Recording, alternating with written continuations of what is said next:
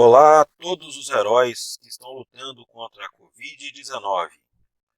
Nós vamos trazer hoje para vocês um curso sobre ventiladores pulmonares, focado para que você possa ter o potencial de fazer a manutenção ou até mesmo projetar um desses equipamentos. O nosso maior problema hoje, além de ter que ter o equipamento e ter a infraestrutura, nós precisamos ter as pessoas bem centradas, bem tranquilas. E não é fácil você observar, né? Imagine você no papel dessa pessoa, então não é fácil você observar todos os dias alguém que está ali em agonia. Então isso vai afetar, né, o estado psicológico, físico, né, e mental dessas pessoas. Elas vão ter mais cansaço, mais preocupação, mais irritabilidade, enfim, não é um desafio fácil para elas também. E é por isso que a gente tem que propor uma nova engenharia clínica, onde um profissional selecionado, né, um profissional de muito talento, ele vai poder percorrer aí os leitos, estar presente próximo dessas pessoas para dar amparo, para dar assistência, um profissional que não está ligado diretamente ao paciente, mas que vai ali ajudar. Eu sou o Daniel Moura, CEO da Clean. Então venham comigo conhecer um pouco mais sobre o ventilador pulmonar. A nossa aula número 2 vai tratar da fundamentação da ventilação mecânica. E nesse ambiente nós já podemos ver que há uma relação muito próxima, né? Uma parceria que foi formada aí entre o paciente, ok, está aqui, e o ventilador mecânico, o ventilador pulmonar. Bom, vamos conhecer então cada um desses integrantes dessa dupla incrível. O primeiro integrante é o ventilador pulmonar. Nós já conhecemos o interior dele da nossa aula passada. Nós também já sabemos o que ele é capaz de fazer através de duas válvulas, a válvula inspiratória e a válvula expiratória. Mas todo ventilador de terapia intensiva ele tem que ter uma série de recursos essenciais, recursos que vão de fato impactar na terapia. E para ditar esses recursos existe uma norma brasileira que foi traduzida de uma norma internacional da ISO, que é a de número 80.601-2-12 e que foi lançada lá em 2014. Quais são então os requisitos essenciais? Oferecer suporte, né, e controle à pressão, oferecer fluxo e volume, né, que são aí duas faces da mesma moeda, e fazer um controle também através do tempo, onde, leia-se tempo, tempo é inverso da frequência respiratória. Tá? E o que é a frequência respiratória? Ela é formada pelo tempo que nós levamos para encher os pulmões, o tempo inspiratório, que aqui nós vamos chamar de I, e o tempo que nós levamos para esvaziar os pulmões, que é o tempo expiratório, que nós vamos chamar de E. Na nossa última aula, nós falamos da parte interna do ventilador, como eu disse, né? Mas aqui a gente tem o ventilador propriamente dito, né, com os displays aqui mostrando, né, uma série de dados, que nós vamos mostrar daqui a pouco com mais detalhes, e temos também um modo gráfico. Esse modo gráfico permite avaliar como a terapia acontece ao longo do tempo, através de figuras como essa aqui, ó. Então aqui a gente vê um gráfico de pressão por tempo, ok? Bom, agora vamos falar do paciente. Então, o paciente ele tem um sistema respiratório. Os alvéolos pulmonares são as estruturas que permitem trocar o oxigênio, né, que está vindo do ar externo, ok? Com o gás carbônico que está vindo do sangue. Então, o que o paciente vai exalar, o que ele vai jogar para fora aqui, né, vai ser gás carbônico. E o que ele vai puxar do ambiente é ar rico em oxigênio, né, com concentração de 21%. Então, todo esse conjunto aqui dos pulmões é protegido por uma membrana, tá, chamada pleura. E existe um espaço aqui, ó, que é o espaço pleural, tá, que vai ser ocupado pelo volume. Quando nós falamos de volume, né, esses pulmões eles estão se expandindo, né, como nós vimos na simulação anterior, eles vão se expandir, né, com o ar e vão depois voltar ao estado de repouso. Então, ao longo do tempo, o volume vai estar variando. E quando nós falamos de volume, nós temos aí uma série de termos que podem ser utilizados, né? Existe um volume residual, que é aquele que não sai do pulmão, ele permanece lá no pulmão, tá certo? Existe um volume que é chamado de capacidade vital, é o quanto que você consegue absorver, né, de gases aí do seu entorno a cada inspiração. E existe a capacidade pulmonar total, que é a soma dos dois, certo? Um paciente, quando ele é recomendado para ventilação mecânica na forma invasiva, ele tem uma das seguintes condições aí. Por exemplo, né, são todas essas condições, mas eu vou pegar a primeira aqui, ó, frequência respiratória. Ele está respirando mais de 35 vezes por minuto, então ele é um candidato aí a ter ventilação pulmonar, suporte por ventilador. Até porque o normal é de 12 a 20. Tá? Durante esse período da pandemia, o que tem acontecido também é a concentração de oxigênio no sangue cair muito. Então, se é mensurado lá com o oxímetro de pulso, está muito baixo. Tá? Então, o normal é estar acima de 75. Mas pode ser que leia um valor muito abaixo disso. Então, quando está aí abaixo de 50, com certeza ventilação mecânica. Ok? Então, no caso da paciente, né, quando ela começa aí a terapia, ela vai ser entubada. Isso nós já vimos na nossa aula passada. Porém, esse tubo aqui é um tubo diferente, né? Eu já estou dando um outro detalhe aqui, ó. Esse é um tubo que tem um balão de Kuff. Então, esse balão ele vai ser inflado lá dentro da traqueia, né? Então, ele vai passar aqui uma série de proteções naturais aqui, ó, que a gente tinha, né? A filtração aqui no nariz, enfim, né? E vai jogar o ar diretamente lá na traqueia. Para estabilizar esse tubo, também é usado um aparelho de cuff, né, o cutoff, o cufômetro, né? Esse aparelho ele vai medir essa pressão aqui, ó, para entrar em sintonia com o corpo humano. E aí vai vedar completamente aí, né, a entrada de outros gases. Vai ser somente a do tubo. O que está acontecendo nesse modelo? A gente vai ter um relacionamento sufocante se o ventilador ele não for capaz aí de complementar, de dar assistência de uma forma bem, vamos falar assim, com uma sinergia total com o paciente. Ok? Bom, então quem vai mandar nessa relação entre ventilador e paciente? Né? Então a gente está vendo ali, ó, vai ser uma disputa se eles não conseguirem encontrar um meio termo. Né? E minha mãe já dizia, né, tem um ditado que ela fala muito, que é o seguinte: manda quem pode, obedece quem tem juízo. Né? Então, se o ventilador pode mandar e o paciente não, então o ventilador vai fazer isso. Tá? É a forma mandatória. Já no caso do paciente, ele está começando a ter uma condição de se expressar, de mostrar ali, através do seu próprio esforço, né, que ele tem condições de respirar, ou seja, começa a mostrar um drive. Né? Então, nesse caso, o ventilador tem que estar atento, né, tem que estar em sintonia ali com o paciente, né, tem que ser sensível o bastante para perceber esse esforço e aí falar o seguinte: não, peraí, eu vou te ajudar. Então, você quer respirar agora? Então, peraí, eu te ajudo. Toma. Está aqui o ar, está aqui, né, o gás necessário para você inspirar, tá certo? Então, nesse caso, o paciente ele vai ter ali espontaneamente, né, uma manifestação do desejo de respirar e o ventilador vai perceber isso e então ele vai complementar isso. Então, no caso da ventilação espontânea, é o paciente que vai demandar o trabalho do ventilador. E é o paciente que vai controlar o início e o final de cada inspiração. Tá certo? Isso para que essa relação paciente-ventilador flua bem, a gente tem que ter esse conhecimento, tem esses dois principais aí modos de controle da respiração entre eles. Muito bem. Então, para ter controle, a gente precisa conhecer algumas variáveis aí que vão ser utilizadas por quem manda, né? Seja o paciente ou seja o ventilador. Então, como nós falamos, para o relacionamento não ser sufocante, o ventilador, que é uma máquina, ele tem que ter sensibilidade. Olha só que coisa, né? Então a gente vai ter que trabalhar a sensibilidade do respirador. Então vamos observar, por exemplo, um controle feito a partir de um gráfico de pressão. Está aqui o gráfico da pressão, tempo. Ok? Então a gente sabe que o paciente, quando ele inspirar, ele fizer o esforço ali para inspirar, ele vai, na verdade, cair a pressão. Então nós vamos colocar um limiar negativo aqui, ó.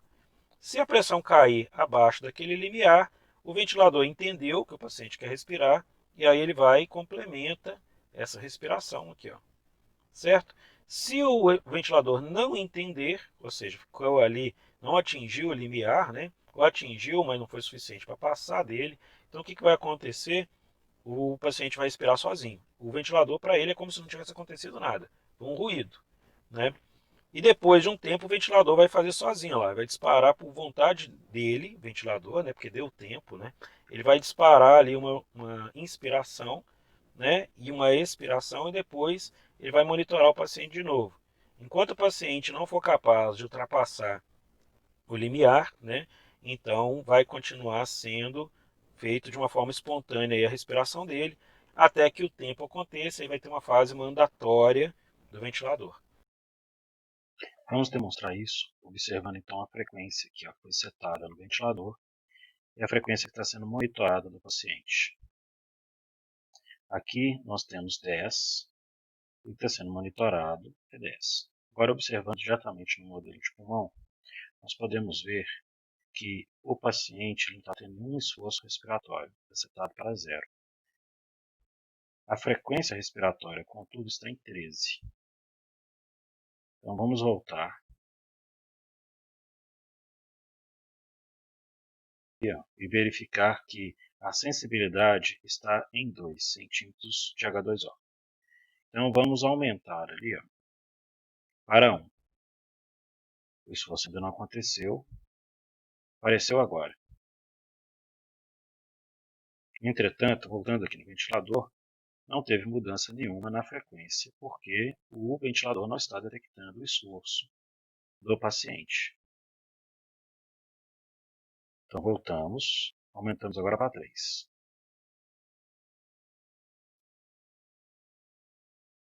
Observamos agora que o monitor vai mostrar um valor diferente de 10.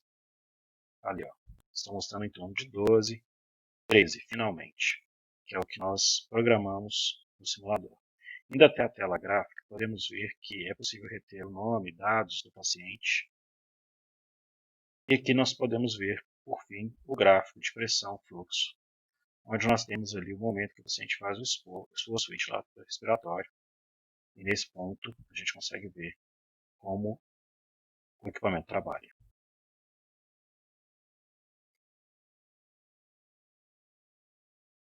Muito bem, então quando nós falamos de variável controlada, é diferente da variável de gatilho. A variável controlada é aquela que vai limitar o processo, é aquela que nós vamos estar monitorando com maior precisão ao longo da terapia. Então essa variável controlada pode ser fluxo, só lembrando que fluxo é a outra face do volume na mesma unidade de tempo. Então fluxo controlado aí, quando a gente está olhando para ele, então vamos pegar aqui o gráfico de fluxo, ó, flow, né? Fluxo está entrando, fluxo positivo, entrando no pulmão do paciente, fluxo positivo. Fluxo está saindo, fluxo negativo aqui, ó, representado em amarelo. Então a fase inspiratória está em verde, fase expiratória está em amarelo. Repara que o fluxo aqui, ó, ele teve a mesma amplitude, né, entre um ciclo e outro, tá certo? Porque o fluxo está controlado, então isso já era esperado. Agora, a pressão ela variou. Aqui era um valor, de repente ela passou para um valor muito maior. Pode ser que no próximo ciclo volte a ser um valor menor. Então, uma das confusões aí mais comuns, né, na ventilação mecânica é o seguinte: será que tem defeito? Às vezes o fisioterapeuta, né, ou o médico, a enfermeira chama, aqui está com defeito, porque está variando, né, não está ciclando direito, está instável. Aí a gente tem que, primeira coisa, como engenheiro, identificar qual que é o modo que você está usando. Ele está sendo ciclado a quê? É fluxo, é volume? Então a pressão vai variar mesmo. Tá certo? Vamos olhar o fluxo-volume então. O fluxo-volume está controlado, então está certo. Não é falta de calibração, não, isso aqui realmente é o modo, tá certo? Então, temos que avaliar isso, né? Uma questão também relativa a fluxo, que é muito importante, né, a gente observar, é a forma de onda também que foi ajustada para a entrada ali no paciente. A forma de onda aqui, né, é relativa à abertura da válvula inspiratória. Então, ela vai acontecer aqui no gráfico verde, aqui, ó. Se for uma forma de onda quadrada, a gente vai ver aqui, ó, um quadrado. Tá? Se for uma quadrada descendente, né, a gente vai ver aqui o que a gente está vendo aqui agora. Se for ascendente, é o inverso. E, por último, a gente tem o sinusoide. Né?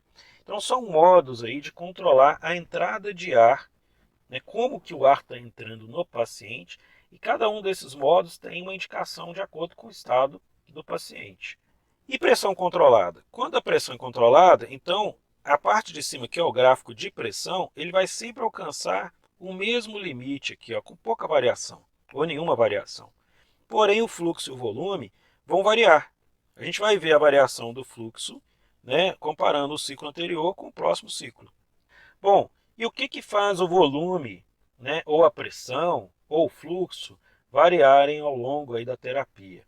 O pulmão vai ter momentos que ele vai estar mais susceptível e tem momentos que ele está menos susceptível, né, à entrada daquele ar. Isso é chamado de complacência, tá certo? E aí vai depender tanto do volume quanto da pressão aí do pulmão. Então, quando a gente vê esse gráfico de pressão, a gente começa a ver o seguinte: está começando a subir a pressão aqui, ó, certo? Essa fase aqui dessa curva é uma pressão associada ao fluxo, né? Então ela tem aqui essa linha imaginária aqui, né, que nós colocamos, né? Aqui tem uma pressão associada ao fluxo.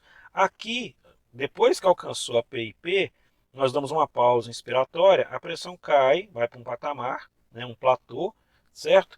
E depois ela cai novamente. Então, nesse ponto aqui, ó, nós temos uma pressão causada pela distensão pulmonar. A relação entre essa variável P e P, né, na verdade, é exatamente a soma da pressão elástica com a pressão aí, componente resistiva aí dada pelo pulmão, né, no processo.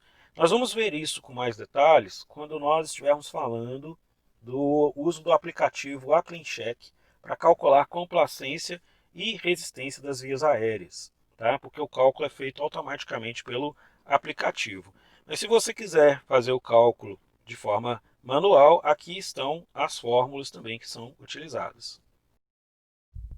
Voltando ao ventilador pulmonar, vamos aumentar a pressão no final da expiração, através desse botão giratório.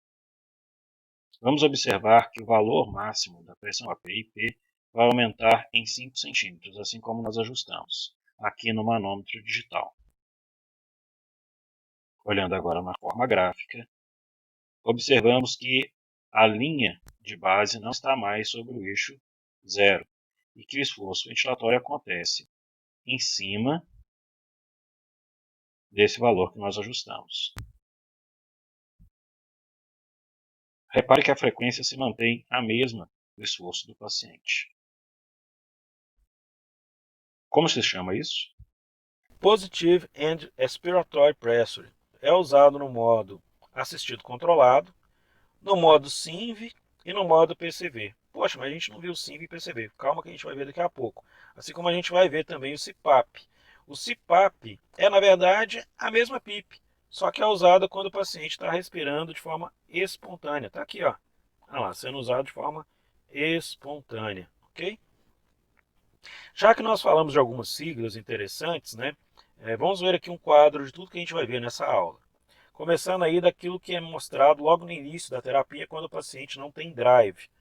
Na situação que ele está mais sedado, ele está mais dependente, é utilizada então ventilação controlada. Só que a ventilação controlada é rarissimamente encontrada nos ventiladores por uma questão de segurança. Então ela sempre vai ser assistida controlada. A maioria das funções dos ventiladores vai ser A/C, ok? Nós temos aí, a partir do momento que o paciente começa a ter drive respiratório, a gente vai ter os modos SINV, modo PCV, PSV, B-Level, APRV, VAPS, Autoflow, ASV e, por fim, né, já na fase em que ele está praticamente aí se libertando do ventilador pulmonar, o CPAP.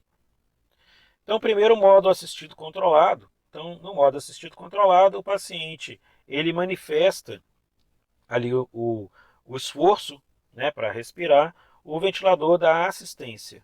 Okay? Se ele não manifestar o esforço para respirar, seja no fluxo, seja no gráfico de pressão, automaticamente o ventilador vai contar um tempo e depois disso vai mandar respirar. Né? Ele vai mandar o gás para o pulmão e o pulmão vai se encher e assim vai haver uma inspiração.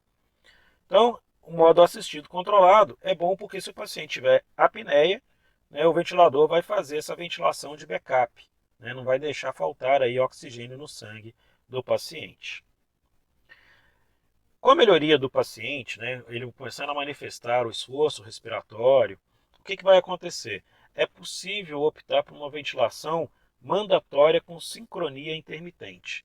Então vai ter um momento ali que o paciente vai respirar, né, em cima da PIP, é uma respiração espontânea, que está aqui, ó. Porém, em algum momento, quando ele fizer ali o esforço, vai estar programado para o ventilador complementar essa respiração. Então, é realmente uma sincronia, depende do paciente, tá? Isso dá maior conforto para o paciente, porque é a partir da demanda dele, então vai melhorar o fluxo sanguíneo, vai ocorrer uma menor hiperventilação, quando comparado com o modo assistido controlado que nós vimos antes. E a ventilação por pressão controlada, né? PCV. Então, nesse caso, o ventilador ele vai encher os pulmões até alcançar um limite de pressão pré-estabelecido pelo fisioterapeuta. Tá? E isso vai ter um tempo. Se não alcançar dentro de um determinado tempo, ou tem vazamento no circuito, ou tem algum problema, o ventilador vai alarmar essa condição para que o operador vá lá investigar. Qual que é a grande vantagem, então, em trabalhar com pressão controlada? Ele recruta alvéolos para o trabalho de trocar o oxigênio aí com o sangue, né? Então está recrutando os alvéolos. Vai reduzir o risco de barotrauma. O que é barotrauma? Baro, pressão, trauma, lesão. Então é quando o pulmão ele recebe mais pressão do que ele pode suportar e com isso aí ele vai sofrer um dano. E aí temos algumas desvantagens. Por exemplo, o volume o volume que é dado a cada respiração, também conhecido como volume corrente, ele vai variar com a mudança da complacência. Né? Exemplo aí, né, o edema pulmonar. Bom, e o que é a pressão de suporte, o PSV? Então o ventilador ele vai entregar uma pressão limitada no final da inspiração guiada pelo paciente. Então tá ali, ó, vamos ver esse gráfico aqui, é bem interessante. Primeiro a gente tem o modo SINV mais o CPAP. O CPAP é só a pressão positiva e o paciente está respirando em cima aqui, ó, uma fase espontânea. Então ele inspirou, expirou, inspirou, expirou, ok? Só que de repente ele teve a fase mandatória. Então ele inspirou, o ventilador falou: peraí, deixa eu te ajudar. Então vai lá, assistiu e fez aí a inspiração chegando lá na PIP, né, na pressão máxima aí do nosso ciclo. Depois voltou de novo. Já no modo em que a gente vai tirar o CPAP e vai colocar o PSV, a gente vai ter aí a fase mandatória e depois a gente vai ter o que? A cada esforço, né, do paciente, a gente vai ter a entrada aí de uma pressão que foi determinada, né, que é a pressão de suporte. Ok? Depois entra de novo, mais uma vez pressão de suporte.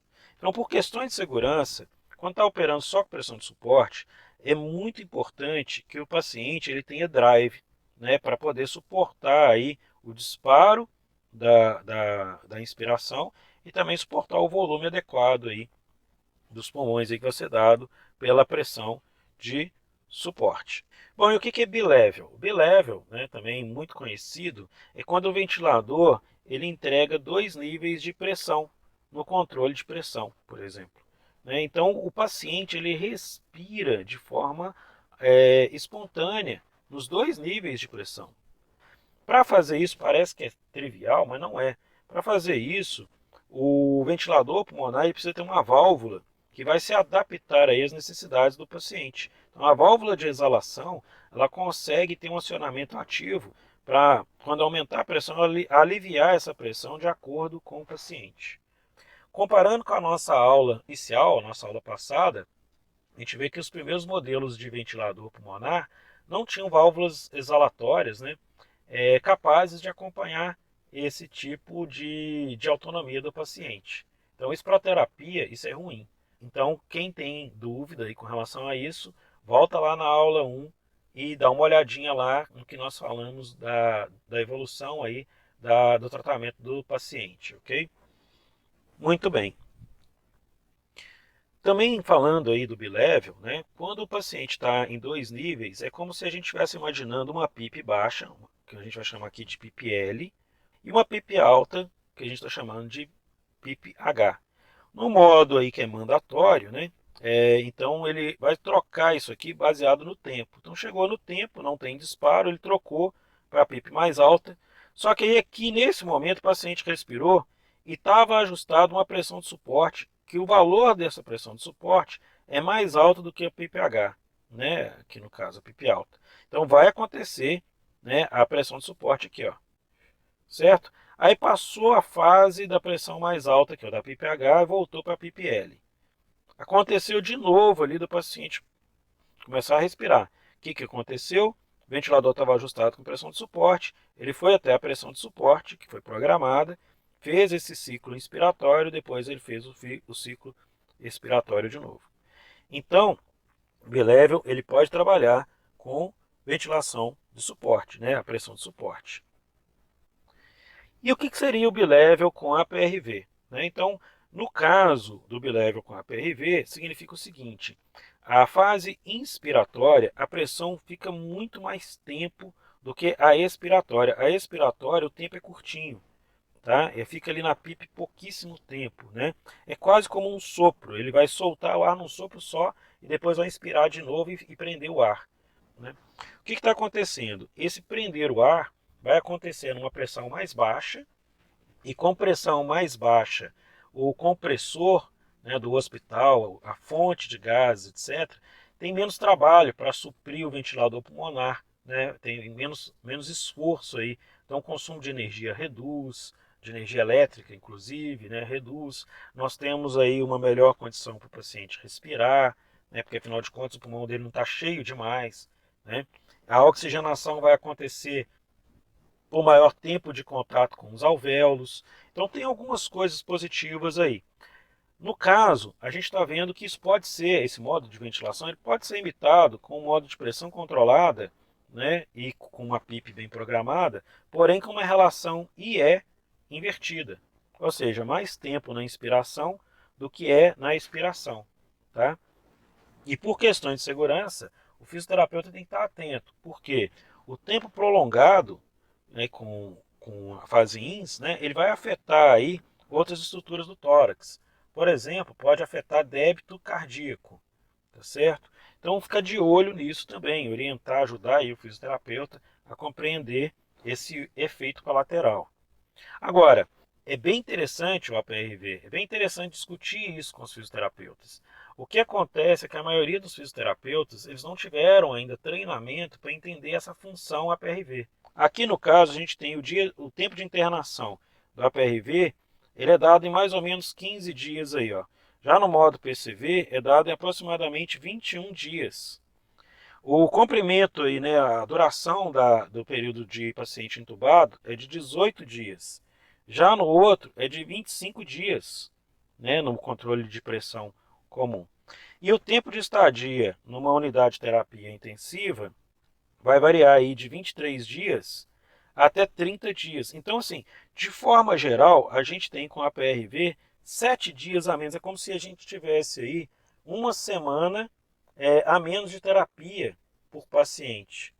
Se você for parar para pensar, né, automaticamente, o que significa? Significa que num mês eu consigo ter 2 pacientes por leito, quando eu falo de APRV, né? E quando eu falo de PCV, eu tenho um paciente por leito praticamente a cada mês. Muito bem. Existe também o modo VAPS, que é pressão de suporte com volume corrente garantido.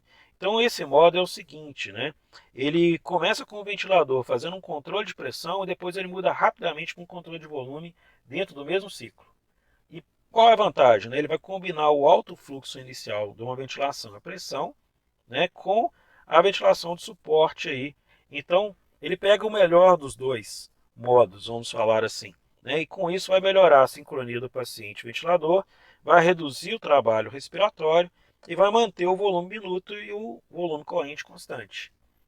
Agora, ele tem a desvantagem que significa o seguinte: se não for bem ajustado aí em termos de nível de pressão expiratória, ele pode ter aí aumento do tempo expiratório e isso vai causar aí desconforto para o paciente. Ok? Bom, também existe uma série de funções que são funções adaptativas. Essas funções adaptativas, elas são funções dos ventiladores mais recentes.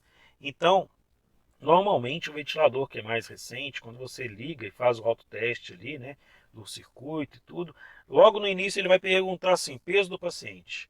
Então por quê? Porque ele se baseia num conceito de Otis. O que esse conceito ele tem aí como uma premissa, né? Ele sugere que o paciente ele apresente um volume tidal e uma frequência respiratória que vai minimizar as cargas elásticas e resistivas, mantendo a oxigenação e o equilíbrio ácido básico ali do paciente. Então, no primeiro momento, ele vai pedir o peso ideal do paciente, né, para ter uma estimativa do espaço morto. Então, a tela do Evita 4 aqui, a gente já começa a ver isso, porque o Evita 4 ele tem um modo chamado Autoflow, que é um modo adaptativo. Existem outros? Sim, existem outros. A gente tem aí, por exemplo, um modo PRVC, que é muito usado no Servo 300 e Servo I.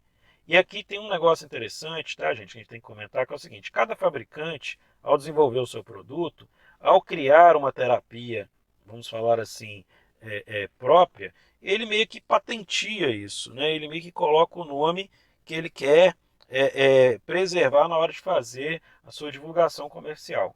Isso é totalmente normal, tá? Mas a gente tem que conhecer que isso vai gerar o quê? Uma sopa de letrinhas, uma sopa de siglas que vai confundir o fisioterapeuta, a equipe médica, no momento ali da terapia, né? No momento de escolher as melhores opções para o paciente. Né? Voltando a falar aí da sopinha de letrinhas, a gente tem o APV, né? Que é uma pressão adaptativa do modelo Hamilton-Galileu. Temos o Autoflow do modelo Draeger Evita 4, como nós já mostramos antes. Temos também o VPC da marca Venturi. E aí também temos, né, outros modos de duplo controle com base na pressão de suporte, que é o VS, né, o volume de suporte nos modelos Servo 300 e Servo I, e o VPS, né, que é a pressão variável de suporte da marca Venturi, tá certo? Todos eles aí apresentam vantagens e desvantagens aí para o paciente, principalmente com relação ao desmame do paciente. O que é o desmame? É a fase em que o paciente começa a se libertar, ficar mais autônomo e não precisar mais do ventilador pulmonar. Bom, nessa fase que ele está mais autônomo e não precisa mais, né, do ventilador, da terapia, da assistência, normalmente é aplicada uma pressão constante para ele respirar. Então é um modo CPAP. Como eu falei, diferentes ventiladores pulmonares oferecem diferentes recursos, que vão até além dos recursos essenciais ditados pela norma brasileira. Então, quando fazemos um quadro comparativo, nós vamos ver que algumas funções essenciais de controle de fluxo, controle de pressão, estão presentes em todos os ventiladores. E é por isso que as equipes de fisioterapia e as equipes de medicina do CTIs têm protocolos que normalmente utilizam esses recursos aqui. Agora, os recursos mais avançados são muito desconhecidos ou passam em branco. E aí é muito importante que o profissional de engenharia clínica que está ali dentro do centro de terapia intensiva, né, da UTI, do CTI, ele leve, né, essas vantagens de utilizar esses modos ventilatórios ali para ajudar nesse período da pandemia. Bom, e quais são as complicações, né, da ventilação mecânica? Já dizia o Dr. Henry Jones, lá nos seus hospitais dos Estados Unidos, e cujo material a gente usou aqui ao longo da nossa aula em peso, né? Já dizia o seguinte: o melhor backup é sempre um fisioterapeuta treinado com um ressuscitador manual de prontidão, ou seja, ele tem que estar ali, faltou energia elétrica, a bateria do ventilador acabou, ambu. Opa, faltou gases, alguma coisa aconteceu, ambu. Né? Então, houve casos aqui no Brasil, por exemplo, de ter uma pane elétrica no hospital, o gerador não entrou e todo mundo teve que correr ali no meio de um processo, né, até teve inundação na rua, um monte de coisa, e o pessoal teve que correr e ambuzar os pacientes. Então, esse é o melhor backup. É claro que é extremo, né? É cansativo para a equipe, e a gente tem que evitar esse cenário a todo custo, tá certo? Claro que também uma outra questão que é sempre acende um sinal de alerta é a questão da infecção. O tubo que é colocado no paciente, ele vai atravessar ali uma série de proteções naturais do corpo. E é por isso que a gente viu na aula 1 que o ar, o gás, os gases, né, que são ali tratados, que vão entrar no ventilador pulmonar, eles são especialmente filtrados, né? Especialmente condicionados. Por quê? Ao entrar no paciente, ele está levando particulado, ele está levando gotículas de água, está levando contaminantes, a gente vai estar provocando infecções, e essas infecções podem evoluir, por exemplo, para pneumonias, tá? Como por exemplo a nasocomial. E aí o quadro do paciente ele se torna ainda mais delicado. O que deveria ser uma estadia curta no CTI passa a ser uma estadia bem maior. Tá? E é tudo que a gente não quer que aconteça. Se você quer ter mais informações com relação a essa questão do tratamento do ar, dá uma olhada na nossa aula 1, como eu já falei antes, né? E, como foi visto, aumentar o tempo inspiratório, trabalhar mais a frequência, né, através de modos mandatórios, o conflito que pode acontecer entre ventilador e paciente, isso vai acabar acarretando um cenário em que vai acontecer, por exemplo, complicações, por exemplo, cardíacas. Então, as arritmias cardíacas, os problemas cardiovasculares, vão ser percebidos aí, tem que ser monitorados através do monitor de sinais vitais. Então não adianta ter só o ventilador pulmonar, é preciso ter também um monitor de sinal vital. Bom, é claro que numa situação extrema, onde o pulmão do paciente ele não consegue mais absorver oxigênio, tá? Ele está totalmente tomado, né? Aí é uma decisão da equipe médica, mas existe um outro recurso que o engenheiro clínico ele precisa saber, que é a ECMO, que é uma máquina coração-pulmão artificial. Essa máquina não é naturalmente encontrada no centro de terapia intensiva. Ela é encontrada no bloco cirúrgico. E qual que é a diferença entre um ventilador para essa máquina? Nessa máquina, o sangue sai do corpo do paciente e tem que passar por um pulmão e por um coração artificial.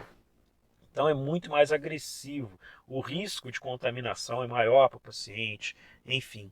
Tá? Então nesse processo a gente vê que é bem mais traumático, tem que fazer ali um ponto de retirada, um ponto de entrada do sangue, tá?